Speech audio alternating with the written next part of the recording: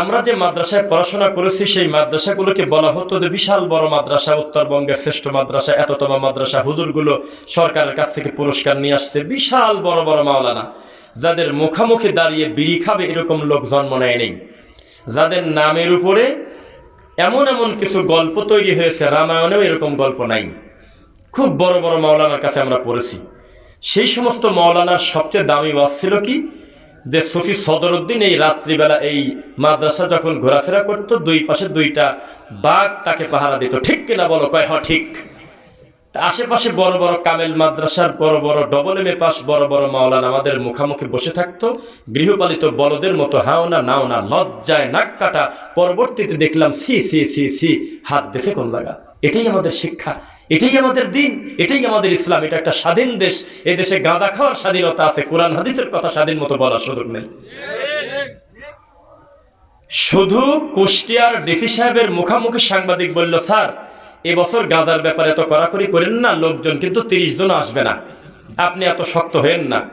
তো স্যার বলল যে আপনি কি বুঝতেছেন আপনি কার সামনে কি দাবি করতেছেন? আপনি আমাকে বলতেছেন যে গাঁজাটা ঠিক রাখেন। তো ওই লোক কথা কিন্তু সত্য বলেছে, গাঁজা বন্ধ করে দেন, লালনের মন্দিরে 30 জন যাবে না। 1.5-2 কিলোমিটারের ভিতরে হাঁটা যায় না গাঁজার গন্ধে আর ধোঁয়ায়। তাদেরকে গাঁজাখোর বললে আপনার পিঠের চামড়া থাকবে না। এটাকেও একটা ইবাদতের পর্দায় নিয়েছে, বলছে আল্লাহর নিয়ামত, এটা হলো সিদ্ধি। খায়া যদি কেউ পায়খানা পেশাব করে তাহলে অন্যায়, খায়া হজম করতে পারলে নেকি আছে। আশ্চর্যজনক একটা দেশে বসবাস করি, শুধুমাত্র আল্লাহ এবং তার রাসূলের মূল কথাটা বলা যায় না, বাদ বাকি যে কোনো গল্প চলে, দেশে কোন নিষেধ নেই। আল্লাহর কসম 1, আল্লাহর কসম 2, আল্লাহর কসম 3। চাসকিয়া হাফিজিয়া ঐতিহ্যবাহী মাদ্রাসা 2011-12 সালে বা 10 সালে এরকম হবে, আমরা গাড়ি ভাড়া করে মাদ্রাসা থেকে এসেছিলাম মাহফিল করতে। মাহফিলের সবচেয়ে বড় বক্তা ফুরফুরা থেকে এসে তিনি বক্তব্য দিলেন। বাপের বেটা ফুরফুরা থেকে এসেছে, নিজের কলার ধরে বললেন, কবর কাশফ করে দেখো 40 দিন কবরের আযাব মাফ হয়ে গেছে। কেউ এই কথার প্রতিবাদ করে নাই যে হাতটা দেশে কোন জায়গা। আল্লাহর নবী হেঁটে যাচ্ছে, রানিং কবরের আযাব হচ্ছে, কোনোদিন তিনি ঠেকাতে পারেন নাই। বরং জিবরাইল তাকে এসে বলল, খেজুরের ডাল গাড়েন, তবে সারা জীবনের জন্য ক্ষমা হবে না, ডালটা ঠিক থাকা পর্যন্ত হবে। তবে মূল কথা ছিল কি কারণে আযাব হচ্ছে, শাস্তিটা বলছে সকলখড়ি আর পেশাব থেকে পবিত্রতা অর্জন না করা। আরে পাগল আসছে বর্ডার পার হয়ে, কলার ধরে আল্লাহর কসম বলছিল যে এখন কবরের আযাব মাফ হয়ে গেছে 40 দিনে এলাকার, কারণ আমি আল্লাহর অলির বংশ, কবরের পাশ দিয়ে হেঁটে গেলেই ক্ষমা হয়ে যায়। এই দেশের সবচেয়ে দামি ওয়াজ ছিল তখন এইটা। আল্লাহ, আমি যদি মিথ্যা বলি, লানাতুল্লাহি আলাল কাযিবিন, মিথ্যাবাদীর উপরে অটো তোমার লানত। আমাদেরকে হাত তুলতে বলেছিল, কার কার হাতে মোবাইল আছে, আমরা হাত তুললাম। উনি বললেন, ডক্টর জাকির নায়েকের বক্তব্য কারোর মোবাইলে আছে এমন কেউ আছেন কিনা? তখন আমাদের ছাত্র ভাইদের অধিকাংশ ছেলের হাতে ছিল, আমরা হাত তুলছিলাম। বলল, এই বৈঠকে যদি ইহুদির দালালের সমস্ত রেকর্ড যদি ডিলিট না করেন তাহলে আপনি জাহান্নামী, জাহান্নামী, জাহান্নামী। সমস্ত গরু ছাগল বলেছিল ঠিক ঠিক ঠিক। এটা আশ্চর্য একটা জায়গা, এখানে যে 2টা কথা বলার সুযোগ আল্লাহ দিয়েছেন, এর শুকরিয়া আদায় করে শেষ করতে পারবো না। তার পূর্বে আপনাদেরকে বলি, ইকতারাবা লিন-নাসি হিসাবুহুম ওয়া হুম ফি গাফলাতিন মুরিদুন। হিসাবের সময় ঘনিয়ে এসেছে। কাজী ইব্রাহিম সাহেবের মতো হয়তো বলতে পারবো না যে কত সালে, তবে আমার মনে হয় পৃথিবীর ভারসাম্য খুব বেশি দিন ঠিক থাকবে না। আপন মায়ের পেটের এক ভাই আর এক ভাইয়ের জীবন্ত চোখ তুলে নিচ্ছে। শ্বশুরের কাছে তার ছেলের বউটা পর্যন্ত নিরাপদ না। চলন্ত রাস্তায় রিকশার কাছে মাথার কাছে গুলি ঠেকায় মেরে দিচ্ছে। কোথা দিয়ে কোথায় চলে যাচ্ছে 2025 সালে খালি কমিটি গঠন করে তদন্ত করে, এর কোনো হদিশ পাওয়া যায় না। এই দেশে এই পৃথিবীর জমিনের ভারসাম্য খুব বেশি দিন হয়তো আল্লাহ রাখবেন না। কবে সেটা আল্লাহর কাছে ইলম আছে। ইন্নাল্লাহা ইনদাহু ইলমুস সাআ। আমাদেরকে যেহেতু জানানো হয় নাই, তারপরেও আমরা ধারণা করতে পারি আমরা যে পরিমাণ পাপে নিমজ্জিত তাতে জমিনের ভারসাম্য খুব বেশি দিন থাকবে না, এটাই আমাদের বিশ্বাস। তো এই জমিনে যতটুকুন আল্লাহ হায়াত দিয়েছে, হায়াতের পূর্বে মৌতের আলোচনা আছে সূরা মুলক। আল্লাযী খালাকাল মাউতা ওয়াল হায়াতা লিয়াবলুয়াকুম আইয়ুকুম আহসানু আমালা। হায়াতের আগের গল্প না মৌতের গল্প? আগে মৃত্যু। আমি মানুষের মৃত্যু আর হায়াত দিয়েছি কেন? এটা পরীক্ষা করার জন্য কে কার চাইতে কর্মে উত্তম। তো আহসানু আমালা শব্দের অর্থ বেশি আমল নাকি বলেন? মিথ্যা। উত্তম আমল, আমালের নবী সাল্লাল্লাহু আলাইহি ওয়াসাল্লাম যে আমলটা আমার নবীর সাথে হুবহু মিলে যায় সেটাকে বলে আহসানু আমালা, উত্তম আমল। এই আমলকারীর সংখ্যা আমাদের সমাজে কম না বেশি? কম। টাকি মাছ আর লাউ একসঙ্গে করে রান্না করলে খুব বেশি খারাপ লাগে? তো এই বিদ্যাটা কি কোরআন হাদিসের কথা আছে ভাই? ইট বালি সিমেন্ট এক জায়গা করলে জমা ধরে থাকে, কোরআন হাদিসের কথা দেখাতে পারবেন কোন লোক? এটা ইলম। পৃথিবীর কেউ কোরআন হাদিস থেকে আপনাকে দলিল দিতে পারবে না ইট বালি সিমেন্ট এক জায়গা জমা করো, তাড়াতাড়ি লাউয়ের ভিতরে টাকি মাছ ভরে দাও। পৃথিবীর কেউ বলে নাই। আজকে থেকে মাত্র 50 বছর আগে 2 বিঘা জমি কষ্ট করে গাধার মতো পরিশ্রম করে 10 মণ ধান হতো না, এখন একই বছরে 2 থেকে 3 খণ্ড ধান হচ্ছে প্রায় 80 মণ। তো এগুলো এলেম। জাগতিক বহু কিছুর উন্নতি হয়েছে, হয় নাই মানে? শুধু ধর্মের জায়গাটা কোরআন হাদিসেই পড়ে আছে, এর কোনো উন্নতি নেই। এই ব্যাপারে কোনো আপডেট নেই। মেট্রো রেল হয়েছে, এলিভেটেড এক্সপ্রেসওয়ে হয়েছে, এশিয়ান হাইওয়ে হয়েছে, পাতাল রেলের কাজ চলতেছে, সেতু পদ্মা হয়েছে। সারা বাংলাদেশের জাগতিক উন্নয়ন যে কত, আপনি শুধু গাজীপুর বাইপাসটা পার হলে রংপুর চলে যাবেন কর গুনতে গুনতে 4 ঘন্টার ভিতরে, যেটা আগে কড্ডা ব্রিজের ওখানে 3 ঘন্টা জ্যামে পড়ে থাকতো। জাগতিক বহু উন্নয়ন হয়েছে, কিন্তু একটা জিনিসের কোনো উন্নতি নেই, সেটা হলো আমার আর আপনার এই জাতি অসভ্যই থেকে গেছে। এই প্রোডাক্টের কোনো উন্নতি নেই, আমাদের কোনো ফিলিংস নাই, আমাদের কোনো ধরনের কোনো অনুভূতি নাই। আমরা একটা আশ্চর্য জাতি। তবে আমরা কি রকম শ্রোতা এটা বলে আমি ধারাবাহিকভাবে সমাজে প্রচলিত কিছু বিদআত সম্পর্কে আলোচনা করব, কষ্ট পাবেন আপনারা? আচ্ছা, আপনার গোবিন্দগঞ্জ গাইবান্ধা একটা রানিং মাহফিল, এই কথা যিনি বলতেছেন তিনি একজন মাদানী আলেম। তিনি বলতেছেন যে একটা আশ্চর্য ব্যাপার, আমি মাহফিলে গিয়ে দ্বিতীয় বক্তার আলোচনা শুনতে পারি নাই, কারণ আমি গেছি দেরি করে। তা আমি আমার আলোচনার একটা পর্দায় বলছি ডক্টর জাকির নায়েক হলো আয়াতুম মিন আয়াতিল্লাহ, বর্তমান জামানার আল্লাহর একজন বিশেষ অনুগ্রহ, আল্লাহর নিয়ামত। ঠিক কিনা বলো? তখন সবাই তাকবীর দিয়ে বলছিল ঠিক। পরবর্তীতে যখন আমি মাহফিল শেষ করি, আমি কমিটিকে বললাম যে আপনারা হাসলেন কেন আমার এই কথা শুনে? তো বলে আপনার আগে দ্বিতীয় বক্তা, তিনি একজন তরিকাপন্থী বক্তা, কোনো একভাবে ঢুকে গেছে আমাদের ভিতরে। আলোচনার একটা পর্দায় উনি পাবলিককে বলছিল ডক্টর জাকির নায়েক হল ইহুদির দালাল, ঠিক কিনা বলো? তা আমরা সবাই বলছিলাম ঠিক। একই শ্রোতা, একই কমিটি, শুধু বক্তা চেঞ্জ, সবাই বলছে ঠিক।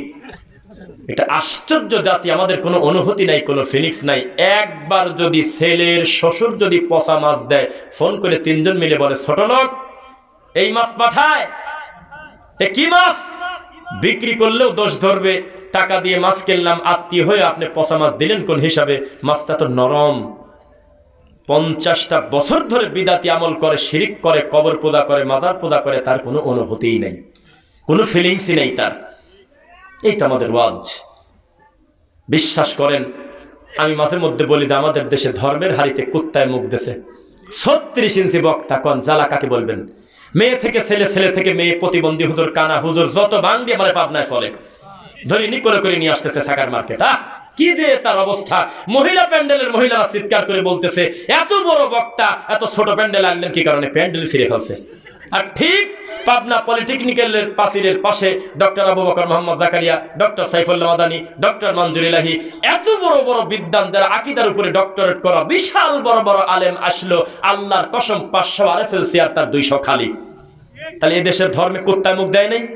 এ জাতি যদি বুঝতো ডক্টর খন্দকার আব্দুল্লাহ জাহাঙ্গীর রাহিমাহুল্লাহকে, এই জাতি যদি বুঝতো যে মাওলানা দেলোয়ার হোসেন সাইদি রাহিমাহুল্লাহ আজকে থেকে 35 বছর আগে মিলাদের বিরুদ্ধে, তাবিজ কবজের বিরুদ্ধে, পীর ফকিরের বিরুদ্ধে এই কথা বলল কিভাবে, তাহলে এই জাতি কিছু সংশোধন হতো। কোনো ফিলিংসই নেই। সাইদি সাহেবের নাম শুনলে হু হু করে কাঁদে, জীবন দিবে মরা সাইদির নাম শুনে আমি জীবনে অস্বীকার করব না। এখন পর্যন্ত জীবন্ত একটা আলেমের নাম বলতে পারবেন না যে তার সমকক্ষ সমপরিমাণ জনপ্রিয়তা আল্লাহ এই মাটিতে তাকে দিয়েছে। তাকে আমরা এত ভালোবাসি, এত মহব্বত করি। চিৎকার দিয়ে তিনি 35 বছর আগে চট্টগ্রামের মাঠে বলছিল আমি আগে মিলাদ পড়েছিলাম, আমি এটাকে দিন মনে করছি, পরবর্তীতে দেখেছি এটা নবী করে নাই, সাহাবায়ে কেরাম করে নাই, আমি সুন্নাহ পদ্ধতিতে আমি মিলাদ পড়া ছেড়ে দিয়েছি। সেদিন আপনি কোথায় ছিলেন? হুজুর, এখনো সাইদি সাহেবের নাম শুনলে, বিশেষ করে একদন্ত ইউনিয়ন সহ চাষকিয়া, পুষ্পপাড়া, ধর্মগ্রাম আশেপাশে যারা নারায় তাকবীর দিলে জীবন দেবে তার মৃত্যু মানুষের নামের উপরে, এখন যদি বলা হয় সাইদি সাহেবের জন্য জীবন দেবে কে? পাকা রাস্তার উপরে জীবন দেবে, কিন্তু টাকনুর উপরে কাপড় পরবে না। দাড়ি হলো বিরাস, বেশি দিন বিরাস করতে করতে ওই বিরাসটার গতি কমে যায়, কিন্তু বাড়ে না। দাড়ি হলো দাফা দড়ি আছে, দাড়ি বাড়ে না। এ কোন ভালোবাসা? হু হু করে কাঁদে কিন্তু তাবিদের ব্যবসা করে। আল্লাহর কসম আশেপাশে বড় বড় মাওলানা তার মুখামুখি গিয়ে যদি বলেন যে সাইদি সাহেব বড় আলেম না আপনি বড় আলেম, ও লজ্জা পায় নিচের দিকে তাকায় বলবে সি সি সি, এত বড় আলেমের সাথে আমার তুলনা চলে? তাবিজ বেঁচে খায়। এখন রাত্রিবেলা জানতে 2000 টাকা নেয় তাবিদে বলছি কি আমাকে? তে কোন জ্বালা? আমি কি নতুন কথা ডেলিভারি দিতে আসছি নাকি? সাইদি সাহেব আজকের থেকে প্রায় 26 বছর আগে সিলেটের মাটিতে বলে গিয়েছে। মহিলা প্যান্ডেল থেকে তো খুব ভালোই প্রশ্ন আসতেছে। খাদিজা নামে একটা বোন প্রশ্ন করেছে, নামাজের পরে যে আমরা সম্মিলিত মোনাজাত করি, এটা ইদানিং শুনতেছি করা যাবে না, আপনি কে বলেন? আহারে সাইদি সাহেব আল্লাহর কসম মুখটা ভাসে, মিষ্টি মিষ্টি হাসলেন আর বললেন, বোন সুন্দর প্রশ্ন করেছেন, বাহ, মা বোনদের ভিতরে তো ভালো ভালো প্রশ্ন আসে, আপনি ঠিকই বলেছেন। এটা নবী করে নাই, সাহাবায়ে কেরাম করে নাই, আমরা বসে বসে তাসবিহ পড়ব, তবে সবাই মিলে একযোগে মোনাজাত যেটা আমাদের দেশে আছে এটা পরিত্যাজ্য। এই কথা যদি প্রমাণ না হয় আমাকে গাছের সাথে বাঁধিয়ে রাখবেন। সেদিন কোথায় ছিলেন আপনি? কেন আমরা কথা বললে আমাদেরকে ইহুদির দালাল বলে গালি দেন? এ সেম কথাটা আপনার প্রিয় আলেমটা বহু আগে বলে গেছে। সাইদি সাহেব আজকে থেকে প্রায় 30 বছর আগে বলেছিল, তখন ভিডিওর নামই ছিল না, অডিও, ওই যে আপনার কি সিএসপি এরকম একটা অডিও ক্যাসেট ছিল। তিনি বলেছিলেন, আর আছে 3 মিনিট, আর আছে 5 মিনিট, আর আছে 10 মিনিট, উঠুন সাহারি রান্না করুন, সময় নাই, কিচ্ছু বলা যাবে না, আল্লাহর ঘরে ডাইরেক্ট আজান হবে, এর পূর্বে আর কোনো চিৎকার চলবে না। সেদিন আপনি কোথায় ছিলেন? সাইদি সাহেব বললেন আকীদা, উম্মতেরা আকীদা টেনে টেনে কথাগুলো বলতেন। উনি বলতেছে আকীদা সাফ করতে হবে। আমি এই শব্দগুলো ভাবেই বলতেছি যেভাবে তিনি বলেছেন, তাহলে আমানতের খেয়ানত হবে না। উনি বললেন, আমরা হুজুর মানুষ পর্যন্ত জানি না যে আমার আল্লাহ হলো আরশের উপরে থাকে, আমরা বলি আমার কলবে আছে। আমরা বলি আল্লাহ নাই কোন জায়গা? আমরা বলি যে মুহাম্মদ সাল্লাল্লাহু আলাইহি ওয়াসাল্লাম গায়েবের মালিক, নাউজুবিল্লাহ। উনি বললেন কুল্লা ইয়ালামু মান ফিস সামাওয়াতি ওয়াল আরদিল গায়বা ইল্লাল্লাহ। এর থেকে ক্লিয়ার করে খোলাসা কথা কি হতে পারে? হে নবী, আপনার মুখ দিয়ে বলে দেন আসমান আর জমিনে গায়েবের মালিক আমি আল্লাহ ছাড়া আছে কিনা? এত বড় ক্লিয়ার কথাকে ভাঙি এই একদন্ত পাবনার আশপাশের আমরা মানুষজন সিদ্ধান্ত নিছি আল্লাহর নবী তো গায়েবের মালিক, মালিক আছেই, মরাপিরও গায়েবের মালিক।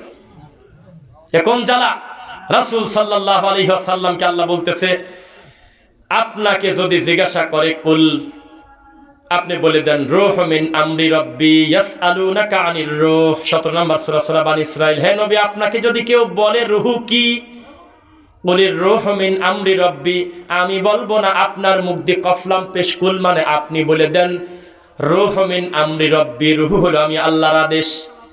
ইয়াসআলুনাকা আনিল খামরি ওয়াল মাইসির, হে নবী, কেউ যদি আপনাকে বলে মদ কি জুয়া কি, কুল ফীহিমা ইসমুন কাবীরু ওয়া মানাফিউ লিন-নাস, আপনার মুখ দিয়ে বলে দেন যে খুব খারাপ জিনিস, কিছু কল্যাণ আছে তবে খারাপ। একা বহু জায়গায় আল্লাহ বলতেছে যে আপনার মুখ দিয়ে বলে দেন।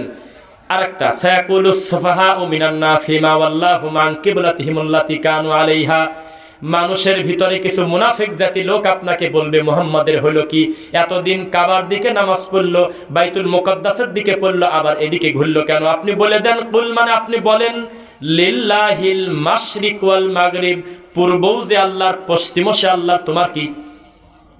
এতগুলো প্রশ্নের উত্তর নবীর মুখ দিয়ে বলা তার সম্মান দিচ্ছে, যেই তার নিজের ব্যাপারে কথা আসছে। وَإِذَا سَأَلَكَ عِبَادِي عَنِّي فَإِنِّي قَرِيب, আমার কোন দাস যদি একবার বলে ফেলে মুহাম্মদ আল্লাহ কোথায়, তখন আপনার এই কথা বলবো না যে আপনি বলে দেন, তখন আমি নিজেই বলতেছি আমি আমার বান্দার বাইরে নাই। সুবহানাল্লাহ, কি বলেন আপনি? এই আয়াত নিয়ে ওই তরমুজের বিশালা দাঁত এই জোকার বক্তা পাবনা যার 80,000 টাকা লাগে গত অক্টোবরের কয় তারিখ বলে আসছিল, আজকে খুতবা দিতে যা শুনলাম, এই জোকার বলতেছে কি বুঝলেন এই আয়াতে? কি বুঝলাম বলেন তো? বুঝলাম হলো একটা গ্লাসের ভিতরে পানি দিয়ে দিছি, এরপরে একটু লবণ দিয়ে দিছি অথবা চিনি দিয়েছি, একটু কয়েকটা ঘোটান মারি দিলাম, এখন বলেন তো লবণ আর চিনি কই গেল? তখন বলতেছে খুঁজে পাওয়া যাচ্ছে না, হারিয়ে গেল। কোনো এই আয়াতের অর্থ আল্লাহর বান্দাকে মিশে ফেলছি আমরা। এমন ভাবে জিকির করো ইল্লাল্লাহ কক করে ওঠে, এমন ভাবে বাম দুধের 2 আঙ্গুল নিচে মারো যে আল্লাহর তুমি মিশে গেছো, আর বাসি বাইর করা যাচ্ছে না। তখন তিনি বলতেছে মুহাম্মদ তো আলাদা কেউ না, আল্লাহরই জাত, আল্লাহ তো ভিন্ন কেউ না, তোমারই কলবে তার বাস। পাবলিক বলতেছে আল্লাহু আকবার। জি না, এত সস্তা কথা না। বাঘ মারা মায়ের খাইছি, জীবনটা যদি চলে যায় আল্লাহকে বলবো আল্লাহ যাত্রাপালা করতে যায় মরি নাই, ও আল্লাহ বাদ্যযন্ত্রকে প্রতিষ্ঠিত করতে যায় মরি নাই, আবুল সরকারের মতো কুলাঙ্গার হয়ে মরি নাই, ও আল্লাহ তোমার তাওহীদের কথা বলতে গিয়েছি আমাদের ভাইয়েরা সহ্য করতে না পেরে মেরে দিয়েছে, তুমি তাদেরকেও ক্ষমা করো আমাদেরকেও ক্ষমা করো। এত সহজ। আপনি মনে করেছেন যে মারলেন, পিটালেন, পাথর মারলেন, পিঠে আঘাত করলেন, আর আমি পরদিন থেকে একেবারে দায়িত্ব ছেড়ে দিই, আমি একেবারে হয়ে যাবো, এত সহজ? দাওয়াতের গতি আরো বাড়বে, সারা পৃথিবীতে তাওহীদবাদীদের প্রতিষ্ঠিত হবে ইনশাআল্লাহ। আগামীর দিন হবে কোরআন সুন্নাহর দিন, আগামীর দিন হবে পীর ফকির মুক্ত দিন, আগামীর দিন হবে বিদআত এবং শিরক মুক্ত ইনশাআল্লাহ। আপনি কি বলেন? এই ষাটগাছার মাটিতে আমাদের বসাটাই তো একটা বড় ব্যাপার। আপনি কি বলতেছেন এগুলো? মাত্র কয়েক বছর আগে আহলুল হাদিস নাম শুনলে আমরা মনে করতাম এটা আবার কোন জগতের লোক। একবারে আব্দুল লতিফ ভাই একবারে মুখামুখি, তার চোখের সামনে আমরা দিন পাইছি, বলুক একবারে তার মুখামুখি। জীবনে কোনো জায়গায় 1 মিনিট বক্তব্য দেই নাই। তিনি আমাদেরকে ডেকে নিয়ে তার নিজের মসজিদে মাগরিব থেকে এসা বলছে অভ্যাসটা আগে হোক, সত্য কথাটা একটু বলে দাও, কিভাবে তুমি দিন পাইলে? আর একদিনকার ঘটনা আপনি কাকে কি বলেন? সারাটা জীবন যে পড়াশোনা করেছি, যে শিক্ষা অর্জন করেছি, এই কথা বলতে মানুষের সামনে লজ্জা করে। কেন? আমাদেরকে পড়ানো হয়েছে শাহজালাল কি, ফুরফুরা কি, বাবা মুজাদ্দেদ কি, নাসিরউদ্দিন আলবানীর নাম নেয় নাই, বুখারী রাহিমাহুল্লাহর নাম নেয় নাই। বড় বড় বিদ্বান যাদের মাধ্যমে আল্লাহ দিনের সবচেয়ে বড় কল্যাণ নিয়েছে তাদের নামই শুনে নাই। আর মুহাম্মদ বিন আব্দুল ওয়াহাব নজরুদ্দিন নাম তো দূরের কথা, ওনাকে বলা হতো ইহুদির দালাল। নাউজুবিল্লাহ। কোথায় আছেন? আমাদের এই আশপাশে যত বড় বড় মাদ্রাসার যত বড় বড় মাওলানা আছে, বড় বড় মুফতি আছে, প্রত্যেকটা বড় হুজুরের দুনিয়াতে সবচেয়ে দামি ওয়াজ হলো নবীর নূরের তৈরি না মাটির তৈরি, মিলাদকে দাঁড়িয়ে পড়ব না বসে পড়ব, এইগুলো ছাড়া তাদের আর কোনো কাজ নেই। বাইনা করলে আদান আইনে সলা। পাবনাতে বললাম যে হাত তোলেন, কে শুনেছেন মাগরিব আর আজানের মাঝখানে 2 রাকাত নামাজ আছে, ইকামতের আগে 3 জন লোক হাত তোলে নাই। আমার সাথে দেখেছিল সে খালি হাত তুললো। একটা বেদাতি সমাজে প্রোগ্রাম করতে গেলাম, বোঝা গেল এই সমস্ত আমলের আলোচনা তাদের কাছে নাই। ও মুসলমান, পৃথিবীর একটা আশ্চর্য পাপ বেদাত, যেই পাপের শাস্তি শুরু হচ্ছে জাহান্নামের আলোচনা দিয়ে। একবারও বলা নাই ইসলামী শরীয়ত যদি কায়েম হয় তো বেদাতিকে ধরে কানের উপরে 5টা মারো নাই। চোরের হাত কাটার আলোচনা আছে, জাহান্নাম পড়ে। জেনাকারীর আগে বুক পর্যন্ত মাটির নিচে গেড়ে পাথর মেরে মেরে দাও, জাহান্নামের আলোচনা পড়ে। অবিবাহিত হলে তাকে একেবারে মারি দিও না, 1 বছরের জন্য জেলে ভরো আর 100 লাঠি পিঠাও। প্রত্যেক বড় বড় পাপের শাস্তির কথা আগে, জাহান্নাম পড়ে। আর বেদাতের আলোচনা আসার সাথে সাথে বলতেছে শাস্তি পরে, জাহান্নাম আগে। কুল্লা মুহদাসাতিন বিদআ, দিনের নামে নতুনত্ব বেদাত। ওয়া কুল্লা বিদআতিন দালালা, প্রত্যেক বেদাতি গোমরাহি। ওয়া কুল্লা দালালাতিন ফিন্নার, প্রত্যেক বেদাতির গোমরাহির চূড়ান্ত ফল জাহান্নাম। আপনারা কেউ একজন হাত তুলে চ্যালেঞ্জ করেন বেদাতের শাস্তি আগে না জাহান্নাম আগে? জাহান্নাম আগে, ডাইরেক্ট জাহান্নামের আলোচনা, অন্য কোনো আলোচনা নেই। কারণ নবী সাল্লাল্লাহু আলাইহি সাল্লামের ব্যাপারে একটু কথা বলি। সবাই কি কষ্ট হচ্ছে নাকি? আমার কষ্ট হচ্ছে, ওয়াল্লাহি আমার বাম পাশে পাথর লেগেছে 4টা, আমার পিঠে আঘাত করেছে বেশ কয়েকটা। তারপরেও আমি চাচ্ছি যে আমি এখানে আল্লাহ আমাকে এনেছেন, আমি যত সময় কথা বলবো ইনশাআল্লাহ আমি একটু বলে যাই। সুযোগ আল্লাহ সবসময় দেন না মানুষের হায়াত। আল্লাহর নবীর লাশ সামনে, পরিস্থিতি বোঝেন, একটু তাকান আমার দিকে, পরিস্থিতি বোঝেন কত কঠিন হতে পারে। গরু ছাগল মরে যায়, তার যদি 10টা মুরিদও থাকে, আল্লাহর কসম এই 10 জন মুরিদের দামে আমাদের পীর মরে নাই, তিনি পর্দার আড়াল হলেন। তিনি আমাদের দেখেন, পীর মরতে পারে না কোনোদিন। আর নবীর লাশ সামনে, উমারের অবস্থা কত কঠিন, তিনি বলতেছে রাসূল মরে নাই, তিনি বসবে না। আবু বকর দেখলো এভাবে যদি চলতে থাকে তাহলে তো সমস্যা হবে, দল তৈরি হয়ে যাবে, ঝামেলা হবে। আবু বকর আস্তে করে বললেন, ইয়া উমার ইজলিস, হে উমার বসে পড়ো। উমার সঙ্গে সঙ্গে আবা উমার, উমার বসলো না, বলে আমি বসবো না, দাঁড়া থাকবো। মানে আমি মানতেই পারতেছি না আমার নবীর লাশ সামনে। পরিস্থিতি কত কঠিন। তা আমাদের থেকে আশিকে রাসূল তিনি কম না বেশি? যদিও নবীর সাথে আশিকে রাসূল শব্দটা যায় না। আমরা হলো রাসূলের ইতিআত করব, অনুসরণ করব। আমরা আশিক মাসুকের প্রেম খেলা তার সাথে যায় না। তবে সারা পৃথিবীর যত আশিকে রাসূল আছে তার থেকে উমার আমার নবীকে বেশি ভালোবাসতেন কিনা? আবু বকর বলতেছে বসেন, উনি বলতেছে ফা আবা উমার, আমি বসবো না, আমি উমার বসবো না। যেই বললো বসবো না, উমার আবু বকর তখন 2টা কথা বলেছে। এক হাদিস কি, ফামান কানা মিনকুম ইয়াবুদু মুহাম্মদ, কেউ যদি এতদিন, তার মানে একটু তেরা করে বলতেছে কথাটা, একটু বাঁকা করে বলতেছে কথাটা, একটু মনটা ভার করে বলতেছে কথাটা, একটু কড়া করে বলতেছে কথাটা। বাপ তার ছেলেকে বলতেছে, কেউ যদি চাকরি বাকরি একেবারেই না করার ইচ্ছা থাকে, ওদিন বাড়ি ছাড়ি দেয়, বলতেছে ওকে, একটু ঘুরে বলতেছে। আবু বকর উমারকে নাম ধরে না বলে বললেন ফামান কানা মিনকুম ইয়াবুদু মুহাম্মদ, তোমাদের ভিতরে এতদিন যদি তোমরা মুহাম্মাদের ইবাদত করতে ফাইন্না মুহাম্মাদান কদ মাত, তাহলে সত্যি মুহাম্মদ মরে গেছে, ইবাদত নাই। বুঝতেছেন কথা? এটা কিন্তু আমাদের পূর্বের অভিজ্ঞতা যে আমাদের ব্যাপারে যতই গালাগালি করা হোক, একবার স্টেজে উঠলে সামনের শ্রোতা নীরব হবেই হবে ইনশাল্লাহ। কারণ তারা জানে যে কিছু একটা বলে যাচ্ছে, খালি ও কারণে কানে হাত দিয়ে কাঁদে না এরা। ফামান কানা মিনকুম ইয়াবুদু মুহাম্মদ, তোমাদের ভিতরে কেউ যদি এতদিন মুহাম্মাদের পূজা করতে, ফাইন্না মুহাম্মাদান কদ মাত, আল্লাহর কসম মুহাম্মদ মরে গেছে, ইবাদত আর করার দরকার নেই।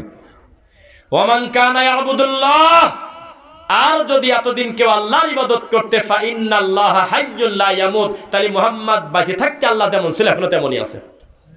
তারপরে বললেন একটা কথা, ইন্নাকা মাইয়িতুন ওয়া ইন্নাহুম মাইয়িতুন ওয়া মা মুহাম্মাদুন ইল্লা রাসূল কদ খালাত মিন ক্বাবলিহির রাসূল আফা ইম্মাতা আও কুতিলান ক্বালাবতুম আলা আকাবিকুম ওয়া মান ইয়ানকালিব আলা আকিবাইহি ফালা ইয়াদুরুল্লাহা শাইআ ওয়া সায়াজজিল্লাহুশ শাকিরিন।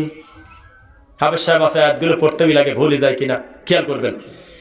নবী সাল্লাল্লাহু আলাইহি ওয়াসাল্লামকে আল্লাহ বলছেন, সেই কথাটা আবু বকর উমরকে স্মরণ করাচ্ছে যে মুহাম্মদ সাল্লাল্লাহু আলাইহি ওয়াসাল্লাম মরে গেলেই তোমরা পিঠ প্রদর্শন করো না। মুহাম্মদ একজন রাসূল, আরো বহু রাসূল দুনিয়াতে এসেছিল, তারা চলে গেছে, তার মর্যাদা বেশি কথা ঠিক, তবে তিনি মারা যাবেন এই কথাই ঠিক। তোমরা যদি বাড়াবাড়ি করো তাহলে আল্লাহর কোনো ক্ষতি করতে পারবে না, আল্লাহর সিদ্ধান্তই চূড়ান্ত।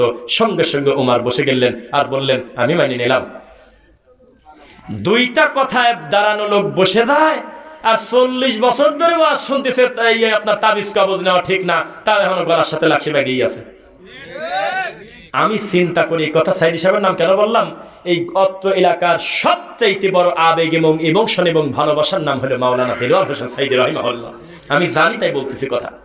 তার ব্যাপারে একটা কটু কথা বললে সেই লোক জীবিত ফিরে যাবে এই গ্রাম থেকে, আমি তা জানি না। এই সম্মানী মানুষটা, আমি খালি শুয়ে পড়ে ভাবি, উনি চট্টগ্রামের মতো জায়গায় 30 বছর আগে তাবিজ খুলে বুড়িগঙ্গা নদীতে ফেলে দেন, উনি বলল কিভাবে? বাপরে বাপ, ওনার সাহস কত বড়!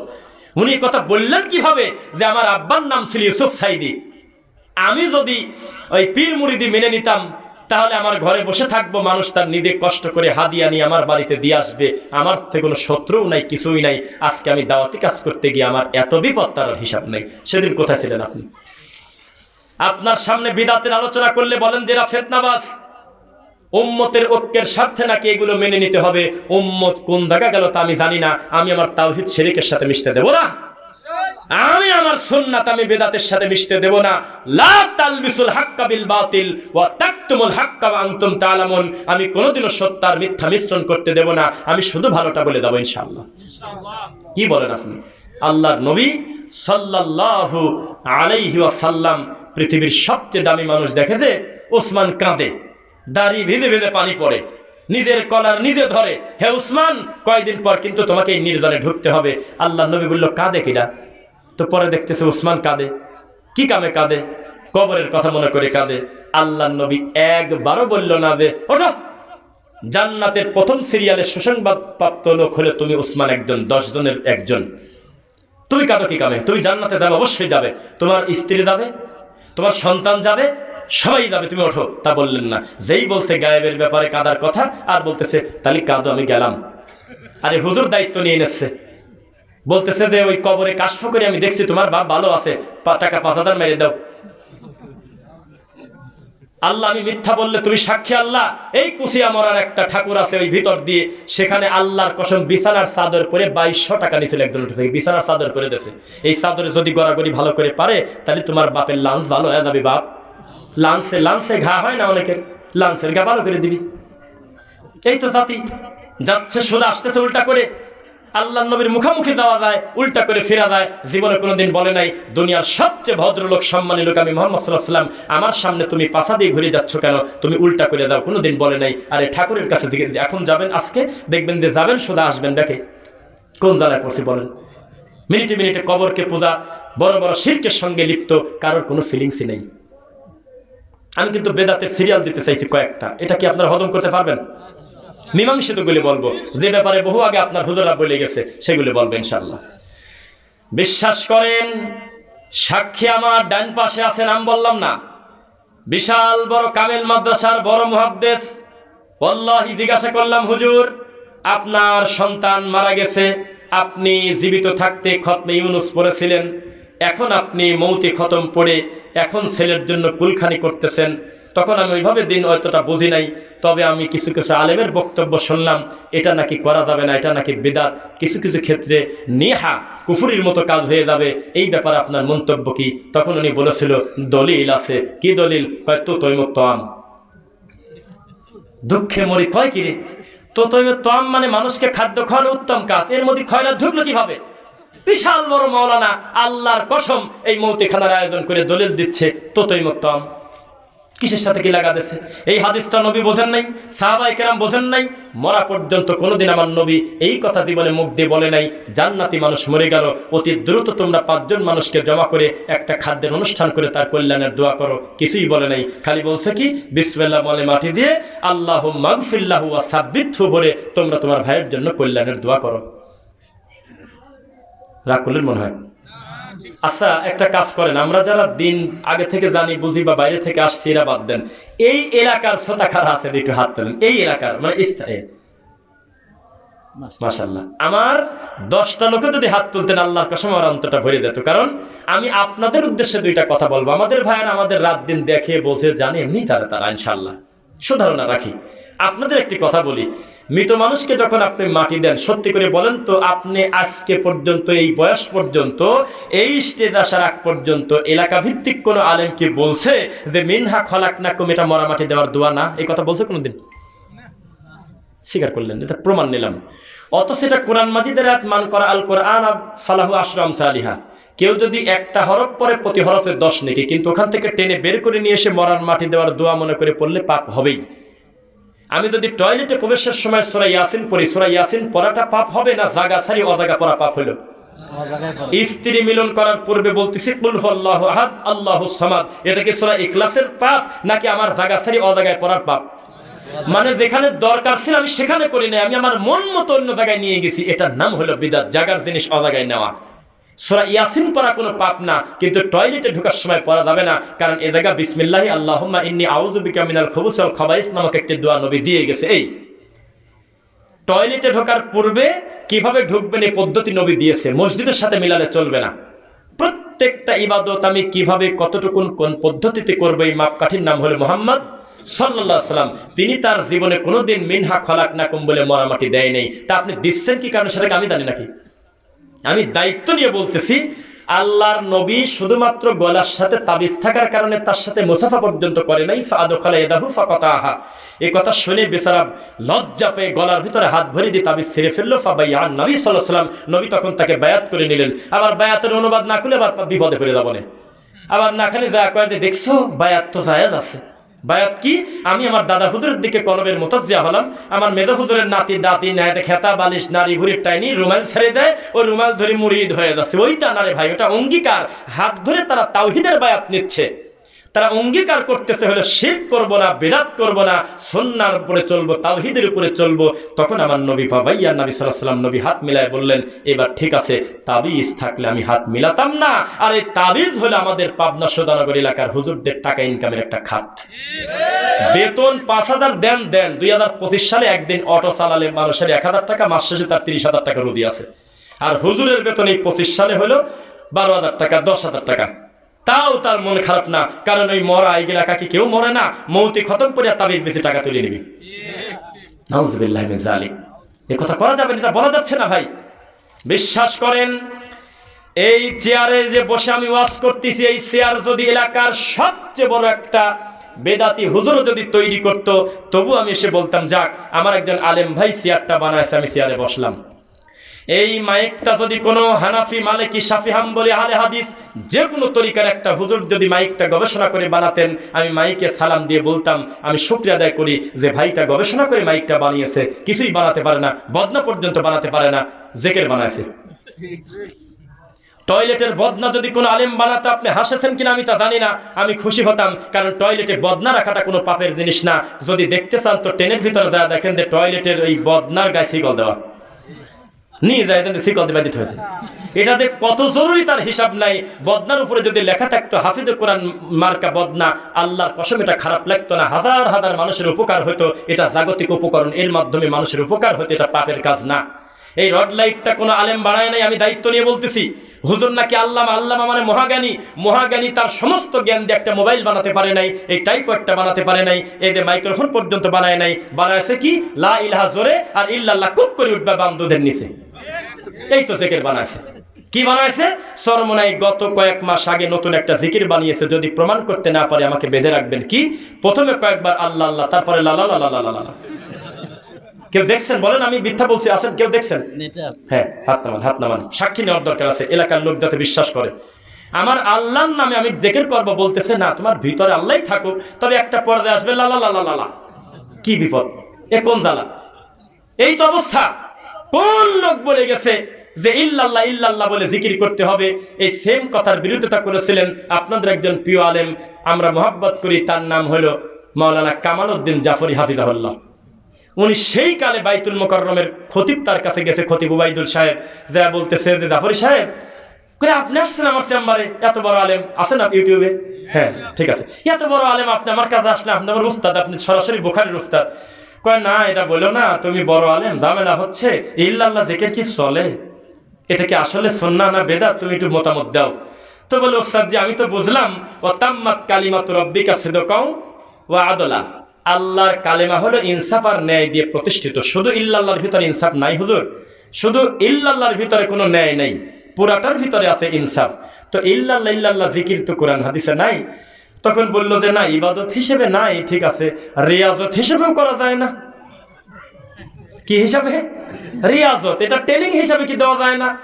তখন কামাল উদ্দিন জাফরি সাহেব বললেন যে এটারও তো কোনো অনুমতি পাই না। আজকে 2025 সালে এই লোকটার অকথ্য ভাষায় গালিগালাজ করে চরমনার পীররা ইল্লাল্লাহ জিকিরের বিরোধিতা করার কারণে। কি করবেন? এক পীর আর এক পীরকে কাফের পর্যন্ত বলে। আল্লাহর কসম, আমার বন্ধু সাক্ষী আছে, হয়তো অনলাইনে দেখেছে, গত কয়েকদিন আগে ডক্টর ইনায়েতুল্লাহ আব্বাসী তিনি বলেছে চরমনাই পীর কাফের। কেন? কয়ে দেব মন্দিরে 7.5 লাখ টাকা দিয়েছে কি কামে? কি আমি মিথ্যা বলছি? বলেন। আমি দায়িত্ব নেব না ভাই, আমি একেবারে মীমাংসিত ঘটে দেওয়া জিনিস বলবো, যাতে আমার কোনো দোষ না হয়। কেন পাপ, কেন কাফের? কয়ে দেব মন্দিরে টাকা দিয়েছে কি কামে? মন্দিরে দেওয়া পাপও জানে না। এক পীর আর এক পীরকে ভাই কাফের বলে, এক পীর আর এক পীরকে বিষ খাবে, তবু তার মুরিদদের সাপোর্ট করবে না। অথচ আহলুল হাদিসদের বিরুদ্ধে যখন কথা ওঠে সব বিদাতি এক হয়ে যায়। মসজিদ ভাঙার ব্যাপারে কথা বলি, কয় নারায় তাকবীর দিয়ে মসজিদ ভেঙে দেয়। আমি বারবার বলতেছি, আমার এই বন্ধু হানাফি, আমি মালিকি, ও শাফি, উনি হাম্বলি, তাতে আমার সমস্যা কি? আমাদের আকীদা মানহাজ যদি বিশুদ্ধ থাকে, আমলের তারতম্য মানুষ হিসাবে হতে পারে, আমি মানিয়ে নেব। তাই বলে আমার ওয়াজ কোনো কারণে আমার বন্ধুর সাথে মিলল না জন্য উনি আমার মাথায় বাড়ি দেবে, উনি মাইক কেড়ে নেবে? তো বাঘা এই কাম করলো কারা? আমি শুধু আমার অপরাধ, আমি বলছিলাম যে এই বাঘার শাহী মসজিদে প্রতিদিন কেউ না কেউ মরা মানুষকে সেজদা দেয়। ওরাই স্বীকার করলো, কয় দেয়। ওরাই স্বীকার করলো, কয় হ্যাঁ দেয়। আমি নিজে দেখছি বাচ্চাকে ওই মাজারে গড়াগড়ি পালাচ্ছে, আর ওই মাজারের মাটি নিয়ে কপালে নিচ্ছে ঈশ্বরদী লালপুরের লোক।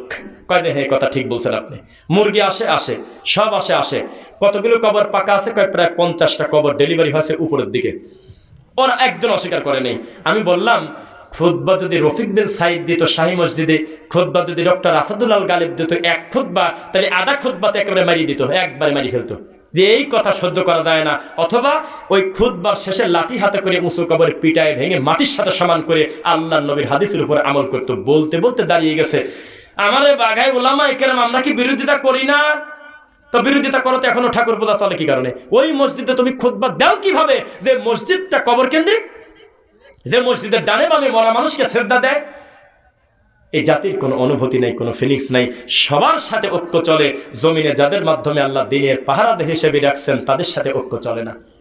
কারণ আমাদেরকে আমার এক ওস্তাদ বলতেছে, পাবনা আলিয়ার, মহব্বত করি, ভালোবাসি, জীবন ভর কৃতজ্ঞতা স্বীকার করব, কারণ তাদের মাধ্যমে আল্লাহ আমাদের ইলম শিক্ষা দিয়েছেন, আলহামদুলিল্লাহ। ফোন করে বলতেছে যে বেদাত এবং শিরকের ব্যাপারে আমরা কি ওয়াজ করি না, খালি তোমরাই করো। ঠিক আছে, কথা ভালোই বলো, তো আমরা কি নিজেরা বলি না? এমন ভাবে কও মনে আর কেউ কয় না। আমি বললাম ওস্তাদ, পার্থক্য আছে।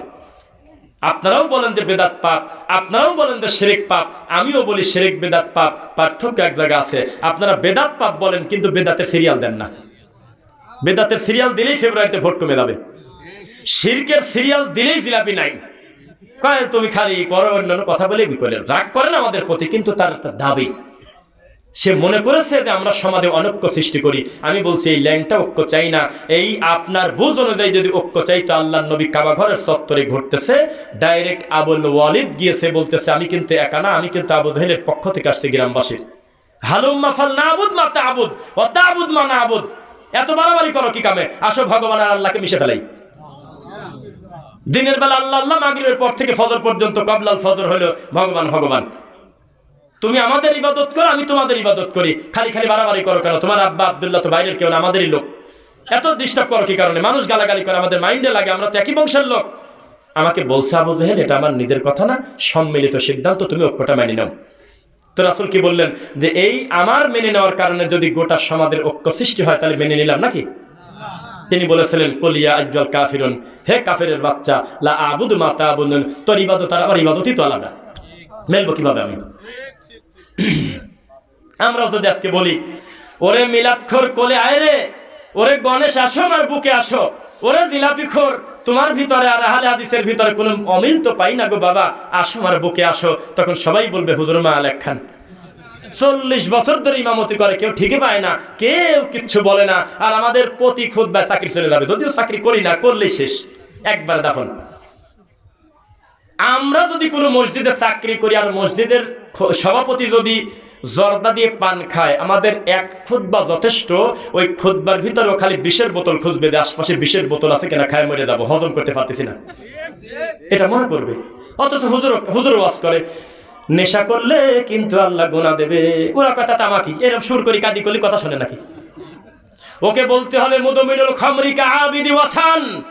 এই মসজিদের যে কোনো লোক যদি নেশাদার দ্রব্য পান করে, জীবনেও যদি গণেশ পূজা না করে, তবু আল্লাহর সামনে গণেশ পূজারীদের সিরিয়ালে তাকে দাঁড়ানো লাগবে। ওয়াসান মানে হলো মূর্তি, বুঝতেছেন নাকি ভাই? হ্যালো ভাই, কি দেন নাম জানো আপনার?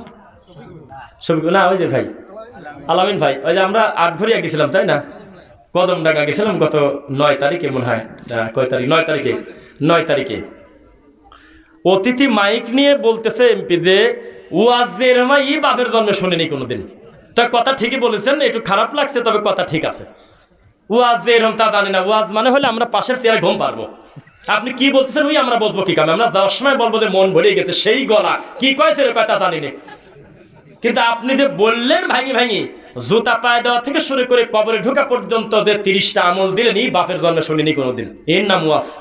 আমরা মনে করছিলাম যে হারুন রশিদের গল্প বলবে, কুত্তা উড়ে গেল, বাঘ লাফ দিল, তারপর হরিণ বাঘ খায় ফেললো, নবীর হরিণ বাঁধার গল্প, দাঁত ভাঙার গল্প, ওয়াজকরণে জুব্বা পাইলো কি কামে, এই সব ঘটনা বললে তো 2 ঘন্টা এমনি কাঁদা যায়। আপনি কি করে দিক গেলেন গো আটঘরিয়া এসে?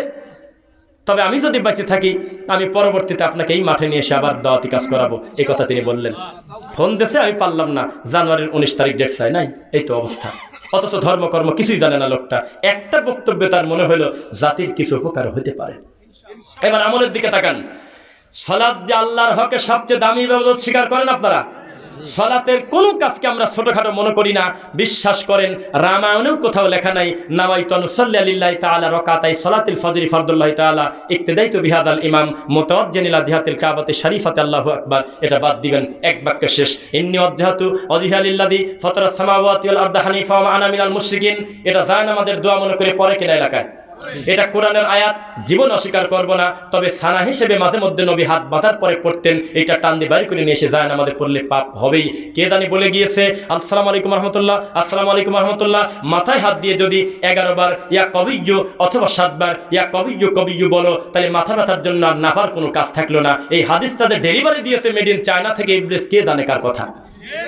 এই হাদিসের কোনো দাগ নাম্বার নাই, কোনো নকশা নাই, কোনো খাজনা খারিজ নাই, কোনো রেকর্ড নাই, কোনো ভায়া দলিল নাই, কিচ্ছু নাই, খালি দখলে আছে। অথচ 22 সালে না 23 সালে গ্যাজেট পাস করেছে সরকার। কতদিন ভোগ দখল করে আছেন জমিটা, সেটা বড় কথা না, দলিল যার জমিতার। আল্লাহর কসম আইন পাস হয়েছে, দলিল যার জমিতার। ক্ষমতা দেখাই আপনি রাখতে পারবেন না। মিলাদটা আমাদের উপমহাদেশে কারা আনছে, কতদিন ধরে চলতেছে তা জানি না, যেহেতু নবীর থেকে প্রমাণ পাই নাই, দলিল প্রেজেন্ট বাতিল, শেষ। কে তাবিজ শুরু করেছে এটা ডেলিভারি ডেট জানার দায়িত্ব আমার না। আমার নবী একটা তাবিজও যদি জীবনে ছিঁড়ে ফেলে এটাই যথেষ্ট, যে তাবিজ শিরক হওয়ার মতো পাপ, আমি এই ঝামেলায় যাব কেন?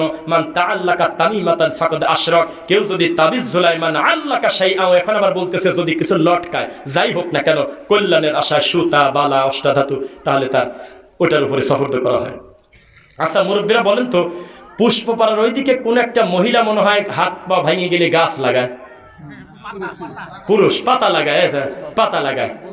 হায় হায় হায় রে, এমবিবিএস ডাক্তারের বাপের 20 বিঘা সম্পত্তি শেষ করে গবেষণা করতেছে রে। ফরেনসিক ল্যাবে কোটি কোটি টাকা খরচ হয় দেশে, সারা পৃথিবীর বড় বড় ডাক্তারদের বোর্ড গঠন হয় যে একটা পাতার কি পরিমাণ অংশের রসের কতটুকু দিলে, কত হাজার ভাগ দিলে তারপরে একটা মেডিসিন তৈরি হবে, মেডিসিনটার পাওয়ারটা কত দেওয়া যায়, কোন রোগীর জন্য প্রযোজ্য, আমান পাতা লাগা দিচ্ছে কষে ঠিক হয়ে যাবে না। এটা আশ্চর্য ল্যাংটা জাতি, যাদের কোনো ফিলিংস নাই, অথচ একাডেমিক পড়াশোনা করে 30 বছর গবেষণা করে বিদেশ থেকে FRCS করে এসে ভিজিট নিয়ে ট্রিটমেন্ট করে একেবারে আলট্রাসোনোগ্রাফি করে কত সুন্দর এক্সরে রিপোর্ট করে দেখে শুনে ঠিক করার পরেও বলতেছে 21 দিন পর্যন্ত হাতটা নাড়াচাড়া করবেন না, এভাবেই দিয়ে দিলাম, এভাবেই চলবেন, আরও পাতা লাগা দিচ্ছে। কি একটা অবস্থা করেন, কোথায় যাবেন? মহিলাদের কাছে এখন যান, মহিলারা বলবে যে ভালো তো হয়, অসুবিধা কি, যান এখনই মহিলা প্যান্ডেলে যান, এখনই বলেন যে তাবিজটা খুলে ফেলেন বাচ্চার। অধিকাংশ মহিলা বলবে খুললেই বাচ্চা কাঁদে, তা কাঁদবেই তো। এক সাহাবী আর এক সাহাবী বলতেছে যে গলায় কি, কয় যে এটা নিলে চোখ চুলকানি কমে, খুলে ফেলো, চোখ চুলকানি বাড়ি যায়। কয় যখন তুমি খুলে ফেলো ইবলিস নিজে তোমার চোখটা চুলকায় দেয়, তুমি খালি বলো আল্লাহ তোমার সহায় করুক, ইনশাল্লাহ তুমি ভালো হবে। তুমি মুলক পড়ো, আয়াতুল কুরসি পড়ো, বাকারা শেষ দুই আয়াত পড়ো, ফালাক নাস পড়ো, ঠিক হবে। জীবনে আর চোখ চুলকায় না, শয়তান চুলকাচ্ছে, পরিষ্কার কথা। বলতেছে যে তাবিজটা নিলে উপকার হয়, তা এই উপকার আমি নেব কেন, যেই উপকার ইসলামী শরিয়ার বাইরে? এটা তো জিনের কারবার। ইউহি বা'দুম ইলা বা'দিন যুকরাফাল কওলি গুরুরা, এক শয়তান আর এক শয়তানের কাঁধে ওইটা দুই একটা শুনে আসে উপর থেকে, এইটা দুনিয়াতে এসে মিলে টিলে গেলে ওইটার উপরে এসে কামেল হয়ে গেছে। বাড়ি করে রে পাবনা, কোথায় বাড়ি? অমুক জায়গা, বাপের নাম এই অমুক না। ওরে বাবা, ঠাকুর বুঝলো কি বাবা আমার আব্বার নাম অমুক? আরে মুরিদ গরু ছাগল গা দিয়ে একভাবে জানিয়ে গেছে, তাই কি? ও যদি জানেও এটা তো গায়েব না, বাপ তো তোমার আগে ডেলিভারি হয়েছে দুনিয়াতে, জানাটা দোষের কিছু না, জিনের মাধ্যমে জানতে পারে। যদি বলে আগামী 5 বছর পরে তোমার একটা ছেলে দেবে, সেই ছেলের নাম হবে অমুক, সেই ছেলে এতদিন বাঁচবে, ওটা গায়েব বলতে পারতেন। কয় তোমার বাপের নাম অমুক না, হ্যাঁ। তোমার বাড়ি অমুক জায়গা না, হ্যাঁ। তোমরা 5 ভাই না, এখানে গায়েব পেলেন কিভাবে? তো ডেলিভারি হয়েছে এ মাল, এ তো দুনিয়ার খবর। 31 নম্বর সূরা সূরা লোকমান, আয়াত নাম্বার একবারের শেষে, এদের নাম্বার বললাম না, একবারের শেষে 33-34 কি, ইন্নাল্লাহা ইনদাহু ইলমুস সাআ ওয়া ইউনাজ্জিলুল গায়স ওয়া ইয়ালামু মা ফিল আরহাম ওয়া মা তাদরি নাফসুম মাযা তাকসিবু গাদা। আছে কোরআনে? ডক্টর জাকির নায়েককে বলছিল যে কোরআনে 3 জায়গায় ভুল আছে। এখানে বলতেছে ওয়া ইউনাজ্জিলুল গায়স, বৃষ্টি কোথায় কি পরিমাণ দেব আমি আল্লাহ ছাড়া কেউ জানে না, বৃষ্টির খবর আমার কাছে।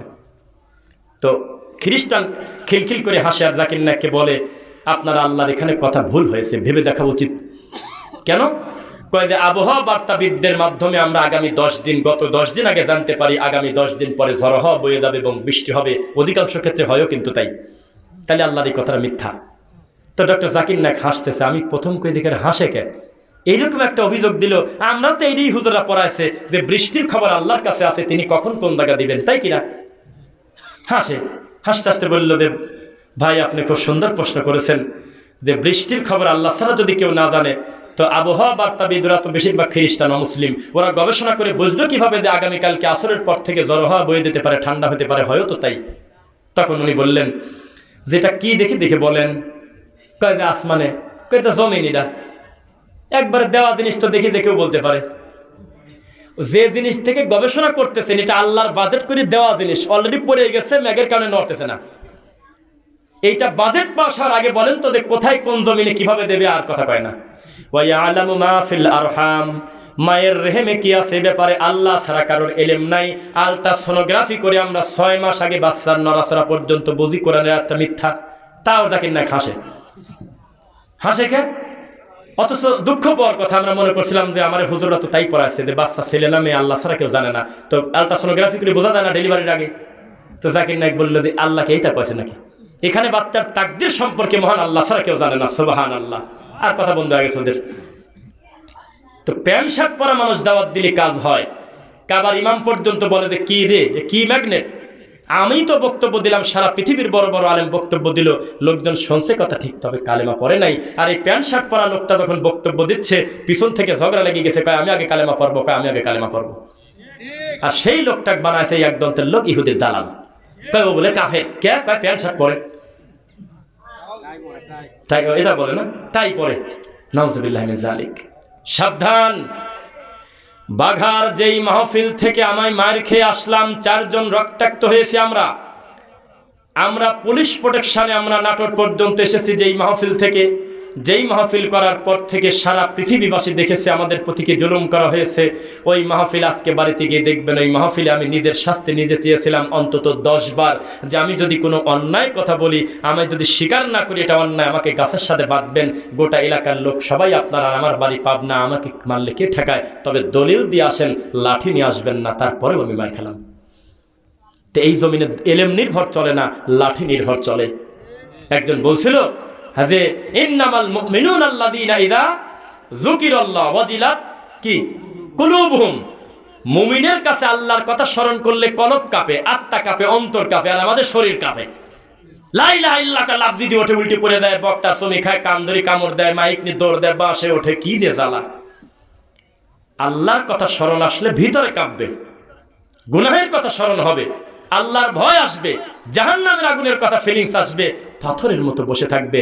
আল্লাহর নবী জিকির করার কারণে তার সামনে থেকে একজন সাহাবী এসকে অস্থির হয়ে 1 ইঞ্চি নড়াচড়া করছে, কোরআন হাদিসে কোথাও পাই নাই। আর পীর সাহেব জিকির করলেই মুরিদ লাভ দেয়। আর আপনার আশপাশে যে মসজিদগুলোতে মাগরিব পর প্রত্যেক বৃহস্পতিবারের দিন গত শুক্রবার রাতে জিকির হয়, ওগুলো কিন্তু লাইটও বন্ধ করে দেয়। লাইট বন্ধ করেন না, লাইট বন্ধ করেন, চক্ষুটা নিচের দিকে করেন, চক্ষুটা বন্ধ করেন, জাহান্নাম বামে, জান্নাত ডানে। পুলসিরাতের পর বসে আছেন, আমার কলবের মুতাজ্জা আসিফ, আমার পীর সাহেব কেবলা, আমার পীর সাহেব খাবলার কলব চলে গেছে মেজো হুজুর, তার কলব হলো আব্দুল কাদের জিলানী, ওখান থেকে টানি ডেলিভারি হয়ে গেল আপনার আদম আলাইহিস সালাম, ওখান থেকে আল্লাহর আরশে মাওলা বিহাক্কে লা ইলাহা ইল্লাল্লাহ। কি করব কোন, এক কলব কত জায়গা ঘোরাচ্ছে। ইয়া আজ্জাতুহান নাফসুল মুতমাইন্না ইরজিই ইলা রাব্বিকি রাদিয়াতাম মারদিয়া ফাদখুলি ফি ইবাদি ওয়াদখুলি জান্নাতি। এক কলব যে কত মরা মানুষের কাছে ঘোরাচ্ছে তার হিসাব নাই। অত্র অঞ্চলের মোনাজাত দেখে একটু নাকি দেখবেন নাকি, মোনাজাত যেটা একটা বড় অস্ত্র। আল্লাহুম্মা আমিন। হে রব্বুল আলামিন, আমার মতো গুনাহগারের হাত যদি তোমার পছন্দ না হয়, ও আল্লাহ, বাজারে বেগুন বিক্রি করতে গেলে ভালো ভালো বেগুনের সাথে পচা বেগুন বিক্রি হয়ে যায়, একটু প্রেশার দিচ্ছে আর কি, একটু বোঝাচ্ছে। ভালো ভালো ধানের সাথে সিটা ধানও বিক্রি হয়ে যায়, জানাচ্ছে, তাছাড়া তো জানবে না নাকি। এগুলো বলে বলে আল্লাহকে জানাচ্ছে যে আমার এই মজলিসে কত আল্লাহর ওলি আছে, কত তাহাজ্জুদ পড়া লোক আছে, কত আল্লাহর ওলির সাথে মিল লোক আছে। আল্লাহ, তুমি ওই হাতের দুয়ার ওসিলায় আমাদের হাতটাকে তুমি কুরিয়ার সার্ভিসে কবুল করে নাও। কি কয় এগুলো, বলে কি, কোথায় পায় সব হিসাব? প্রত্যেকে তার নিজের পাপের জন্য অনুশোচনা করবে তার রবের কাছে গিয়ে। তবে সেজদায় তাহাজ্জুদে পড়ার ব্যাপারে ইমাম ইবনুল কাইয়্যিম রাহিমাহুল্লাহ সহ ইমাম ইবনুল জাওজি রাহিমাহুল্লাহ বলেছেন, কতই না ভালো হতো শেষ রাত্রে বউকেও যদি না জানিয়ে একা একা সেজদায় যদি 40 মিনিট 1 ঘন্টা কাঁদতাম। একটা পর্যায়ে হয়তো বউ ঠিক পেলো স্বামী কোন জায়গা, তবে দেখতেছে যাতে আমি বুঝি না, আস্তে করে গোপনে চলে গিয়ে জুতা হাতে করে গিয়ে হাওমাও করে কাঁদতেছে সেজদা দিয়ে তার রবের কাছে। এর নাম মোনাজাত। আর আমাদের দেশে মোনাজাত হলে আল্লাহকে প্রেশার দেয়, কয় যে 100 লাখ কালেমা পড়ছি, এবার একটু খেয়াল করো, খতম বকশিশও দিচ্ছি, তুমি দেখো যেভাবে দোয়ার প্রেশার দিচ্ছি তাতে এতক্ষণ তোমার কাছে পৌঁছে দেওয়ার কথা। তারপরে বাবাই খোলা হুজুর, শিবপুরের হুজুর, এ হুজুর, ও হুজুর, বিভিন্ন হুজুরের নাম নিয়ে একটা মরা মানুষের শান্তি থাকতে দিচ্ছে না। তাদের রুহানি দোয়ার ফয়েজ আমাদেরকে নসিব করে দাও মাওলা। নাউজুবিল্লাহি মিন যালিক। মুহাম্মদ সাল্লাল্লাহু আলাইহি ওয়াসাল্লামের কবর নাই না? আছে। কালকেই জায়াশারি রাসূলের কবরের দিক মুখ করে খালি বলেন যে আল্লাহ, আমার 4টা মেয়ে আছে, একটা ছেলের ব্যবস্থা করো। আল্লাহ, আল্লাহকে বলতেছেন, রাসূলকে না। যদি ওখানকার দায়িত্বশীল পুলিশ আপনার ঘাটটা ঘুরিয়ে যদি মসজিদ নববীর দিকে না করে, তাহলে আমি মিথ্যুক। সঙ্গে সঙ্গে বলবে ঘাড় ঘর, হাই হাই পাগল, হাই হাস, কি করিস রে? যার কাছে তুই ছেলের ইশারা করতেছিস, যার দিকে তাকায়, এই নবী বেঁচে থাকা পর্যন্ত সারাটা জীবন ইদা সাআলতা ফাসআলিল্লাহ, যা দরকার আল্লাহর কাছে চাইছে। জুতার ফিতা ছিঁড়ে গেলে বলছে আল্লাহর কাছে চাও, আর তুই এদিক তাকাস গ্রামে, হ্যাঁ দেখা। এই মায়ের খায় আসি বাঙালি দেশে আসি কয় সৌদির পুলিশ ভালো না, মারে কয় না।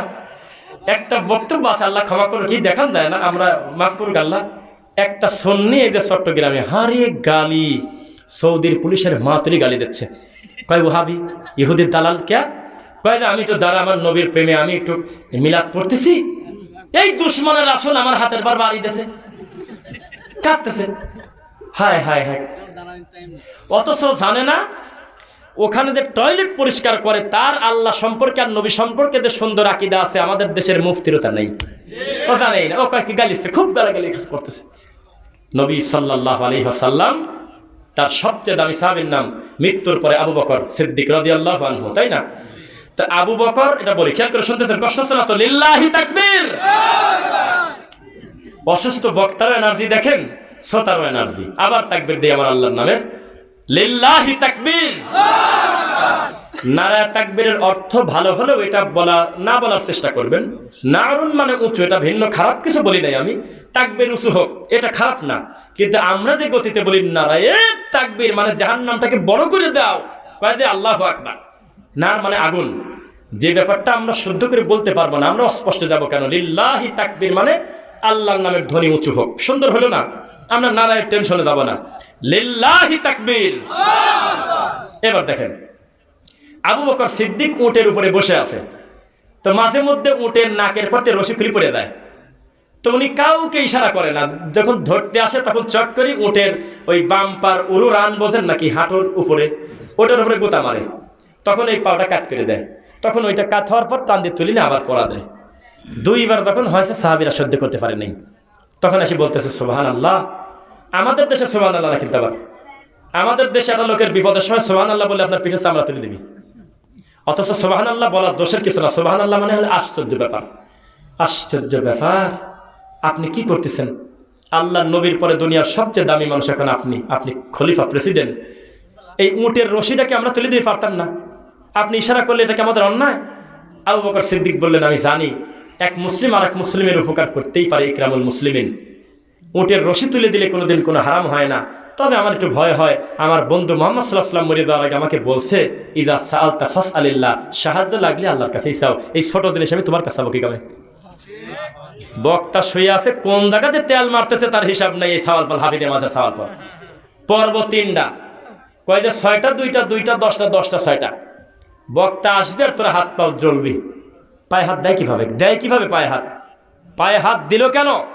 টিউবওয়েলের ডানটি ধরলো কেন?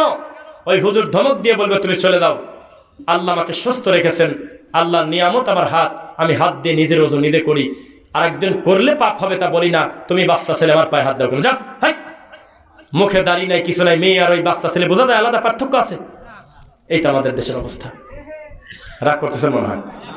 আমার মাথার ভিতরে এমন কনফিউশন যে আমি এত কথা ভিতরে ঘটতেছে, আমি যে কোন রোগ নিয়ে কথা বলবো তার হিসাবই নেই, কারণ গোটা রোগ সবচেয়ে বেশি যে জায়গায়, সেই জায়গায় অঞ্চলে আল্লাহ আমাদেরকে প্রতিনিয়ত ফেস করেন। ফিরে আসবেন। এখানে আমি লিস্ট করে আনছিলাম 52টা হাদিসের 57টা দলিল, এগুলো বলে আপনি খুব একটা বুঝতে পারতেন না, টাইম লেগে যেত, কিন্তু এর মাধ্যমে আপনি বুঝতে পারতেন না বিষয়, টাইম লেগে যেত। আমি মাতৃভাষায় বলে দিচ্ছি, বিদাতকে বলতে দলিল লাগে না, সুন্নাহ বলতে দলিল লাগে, বুঝছেন? আমি বলছি মাথায় হাত দেওয়া যাবে না, কিন্তু দলিল নাই, দলিল দেবো কেন? নাই তো। আমি বলতেছি নামাজের পরে সম্মিলিত মুনাজাত করা যাবে না, আমি দলিল দেবো কেন? দলিল তো নাই তো, থাকলে তো সুন্নাত হয়ে যেত। আমি বলতেছি নামাইতু পড়া যাবে না, এটা নাই তো দলিল, দলিল থাকলে তো সুন্নাত হয়ে যেত। আমি বলতেছি ইন্নী অজ্জাহাত যায় নামাজের দোয়া না, আমি দলিল দিতে পারবো কিভাবে? দলিল নাই কোথাও, এই জন্য তো এটা বেদাত, বুঝতেছেন নাকি? কুলখানি করা যাবে না, মরা মানুষের বাড়িতে কুলখানি খাবেন না, এই একটা ব্যাপারে একটু সতর্ক থাকেন, এটা অমানবিক, এটা নির্লজ্জ কাজ। বাংলাদেশে 2টা খানা আছে, এই বাঙালির লোভী, একটা হলো মৌতিখানা আর একটা হলো বরযাত্রীর খানা। এই 2 খানা মানুষের প্রতি জুলুম করে, আল্লাহ হেদায়েত দিক, বলেন আমিন। এই অন্যায় করবেন না, এটা অমানবিক কাজ। যিনি মারা গিয়েছে তার বাড়িতে 3 দিন আপনারা খানা দেবেন, কারণ আল্লাহ তাকে সুযোগ দিয়েছে 3 দিন তাকে শোক পালন করার। আপনি কত বড় বেহায়া, ওই লোকের কাছে এবার প্রেসার দিচ্ছেন, বাপ মরে গেল খাওয়াইলে না। রাজশাহী চাঁপাইনবাবগঞ্জে এক পরিবারের 2 জন আত্মহত্যা করছিল কি? হ্যাঁ বলেন, আত্মহত্যা করছিল না? কি কারণে? ঋণ ছিল। হাই রে মজার কথা, ঋণ পরিশোধ করতে না পেরে আত্মহত্যা করছে। ও মরার পর ওর বাপ আবার লোন তুলে আবার হলো খয়রাত খাওয়াচ্ছে। বলেন তো আমি মিথ্যা বলছি? বলেন, আপনাকে আমি দেখাই। 4 জন মরছিল, সংখ্যা ভুল হয়েছে, 4 জন মরছিল। জি, কি দুঃখ। তাই তো শাইখ আহমদুল্লাহ হাফিজাহুল্লাহ বলছিল যে হাই রে আমরা বাঙালি, এগুলো বলতেও তো লজ্জা করে। একটা লোক আত্মহত্যা করলো ঋণ পরিশোধ করতে না পারার কারণে, আর তার বাপের পেশাব দিচ্ছে যে বাড়ি কিন্তু বার হয়ে থাকবে নি, বাড়ি পাতলা করো, তাড়াতাড়ি ঝামেলা বিদায় করো, তাড়াতাড়ি গরু মারো।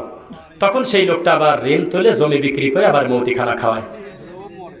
এই কথা বলে না, এত বড় পাপের কাজ যারা পুষে রাখে, এই হুজুরদের কাছে আমরা কি আশা করবো? ভাই আপনি একটু মুখ দিয়ে বলেন, আমি মেনে নেই। কি করবেন বলেন? বড় বড় ডক্টর, বড় বড় জায়গা থেকে শিক্ষিত হয়ে আসছে, হাওয়ার উপরে কোনদিন কামেল মাদ্রাসায় কারো চাকরি হয় না, যার চোখ দিয়ে রক্ত উঠে আপনি তো হাওয়া না। 1 থেকে তার কামেল পাস করতে তার খবর হয়ে গেছে, হাতের লেখা ভালো লাগছে, ভালো সাবজেক্ট ভিত্তিক পড়াশোনা করা লাগছে। এত কিছু পড়াশোনা করার পর বলতেছে আল্লাহর ওলির কাছে ভাইয়া থরে বাবা। এই তো তার পড়াশোনা, এই তো তার বিদ্যা, এই তো তার এলেম, এই তো তার অবস্থা।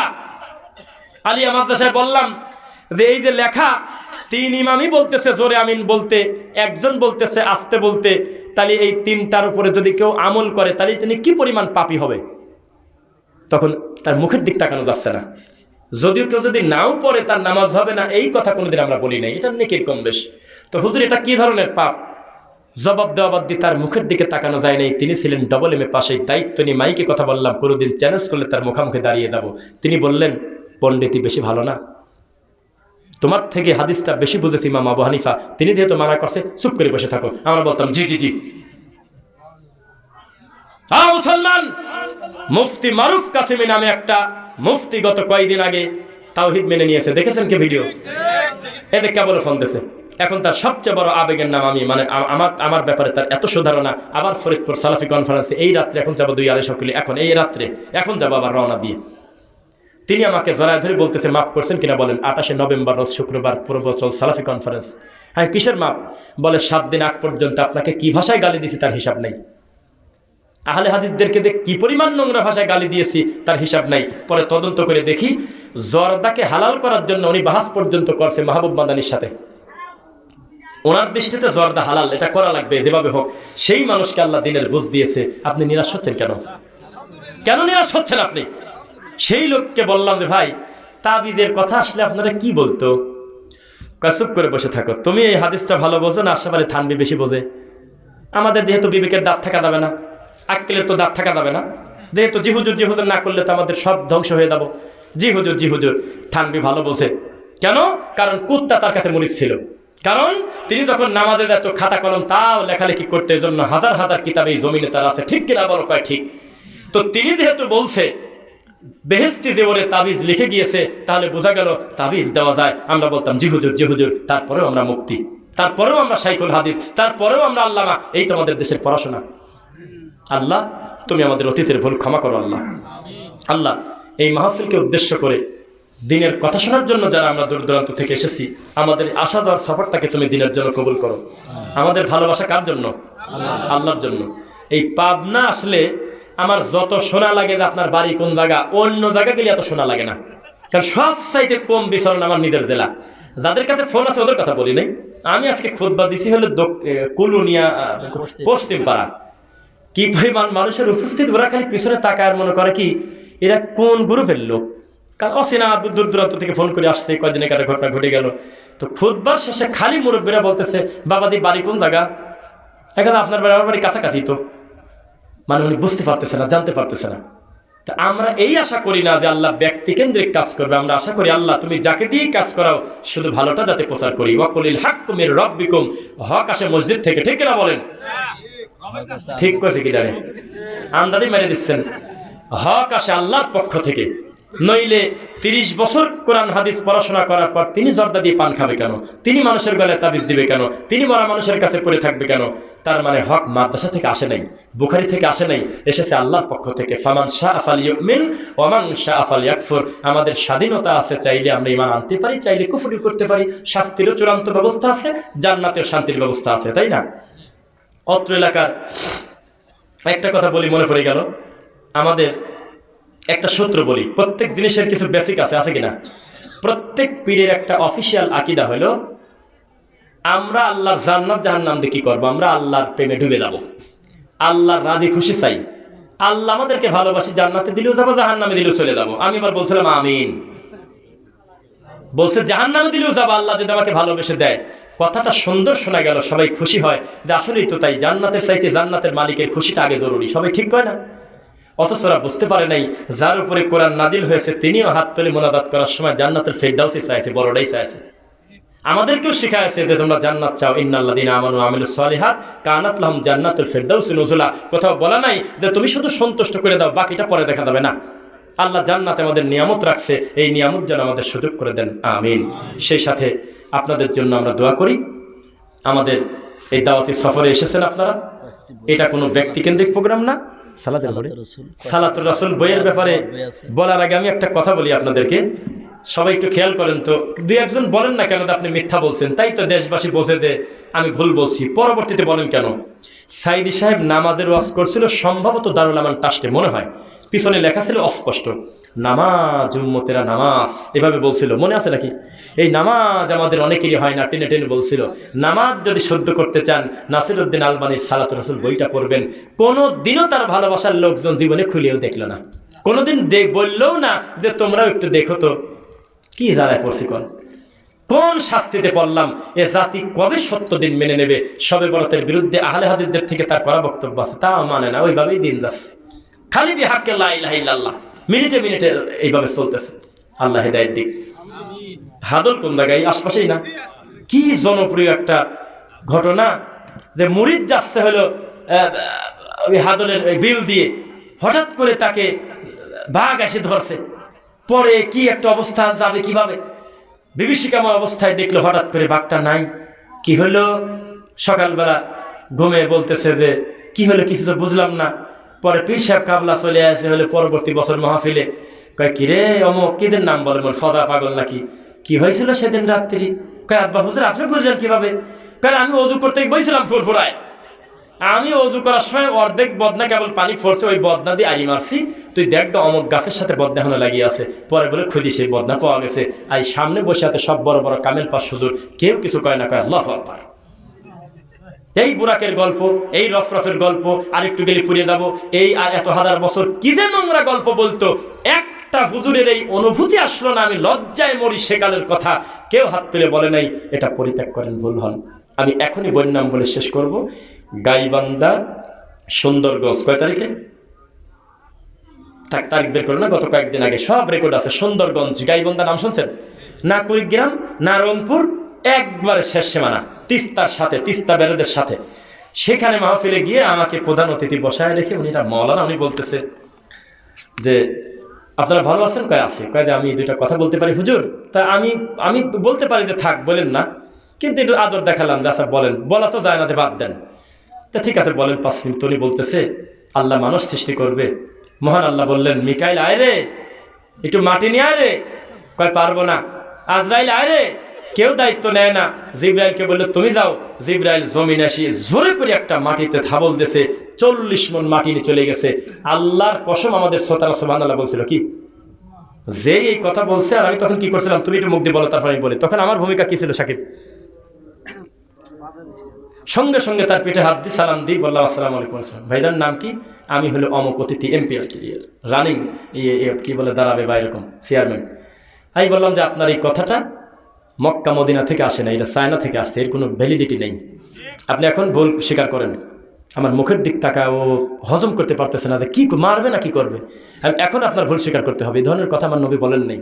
বেচারা নরম হয়ে বলতেছে যে আমরা আসলে হুজুরগড় থেকে অনেক কিছু শুনছি। আমি কেমন না, 40 মণ না, কোনো মাটি তোলে নাই, এগুলি দরকার নাই, এগুলি বলেন না, আপনি ওয়াজ করেন না, ওয়াজের জন্য আমাদের আনছে, আপনি ভোট চাইলে গেলে ভোট চান, দু একটা কথা বললে বলেন, ব্যাস।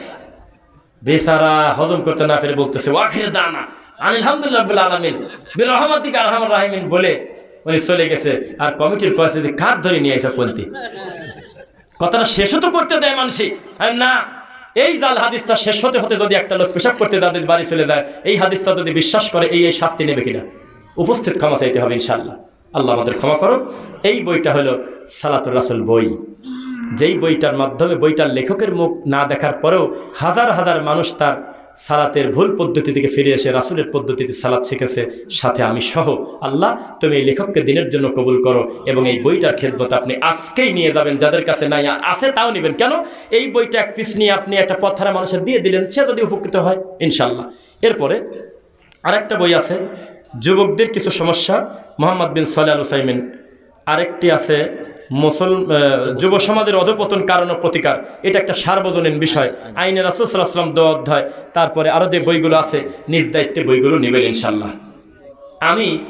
আমার বই রকমারিতে বিক্রি হচ্ছে মিনিটে মিনিটে, আমি নিজে নিয়ে আসি না বা আমি ওটা ফেস করি না। আমার কথা যে আপনি দাওয়াতি কাজ করবেন মৃত্যু পর্যন্ত ইনশাল্লাহ। লেখনের খেদমত রাতারাতি নাই হয়ে যায় না ভাই। একটা সালাতুর রাসূল একটা লোকের টেবিলে রাখলে কাল সকালে ছিঁড়ে ফেলবে না টান দিয়ে, ও না পরে করে ছেলে পড়বে। একবার যদি পড়া শুরু করে আমি আশাবাদী আল্লাহ তাকে পরিবর্তন দিবেন ইনশাআল্লাহ। আল্লাহ আমাদের ক্ষমা করুন।